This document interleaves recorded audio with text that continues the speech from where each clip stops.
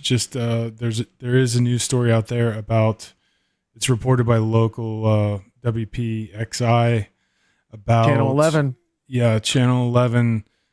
10 officers, motorcade officers that switched from Jill Biden's detail, went down to the Trump rally. 4 of them were hit by shrapnel. 4 of them were injured. It's unclear whether they were hit by shrapnel. I think one ended up in the hospital. 2 of those 4 were supervisors that were transferred out of the unit, and seems to be possibly that there was a mix-up. They weren't given permission or orders to go from the Jill Biden motorcade to the Trump motorcade. I just think it's interesting because there's the big mainstream coverage is not mentioning police officers getting injured. It's unclear to see to what extent they were injured, but where were they injured? Is it, I'd like to know. Yeah, Did they slip in the hydraulic fluid? Did they get shot by shrapnel? I mean, they said shrapnel, so I wouldn't think it's the other things. Yeah, that's news to me. That's crazy.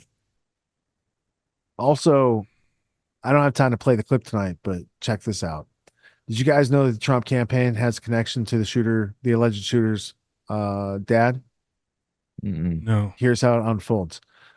Trump campaign back in 2016, they said, who are the people in Pennsylvania who would support Second Amendment? And Crooks's dad, Matthew, allegedly comes up on the list. So the Trump campaign reaches out and is like, hey, can we put some signs in your yard? This sort of stuff, whatever. Right.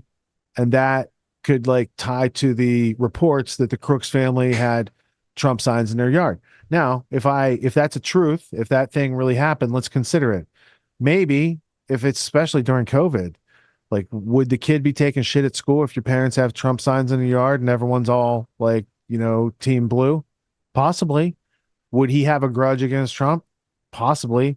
But I don't see that as being a real motive. I just wanted to let you know that Trump campaign did have communication with his dad to be like, hey, will you support this type of thing? And interesting that somebody might have selected that dude's son for such wind-up toy, MK Ultra 21st century type of activities. Sirhan them up. They don't have to take the real shots. Sirhan didn't take the real shot, but he did squeeze the trigger. But Bobby Kennedy was shot from behind by his security detail.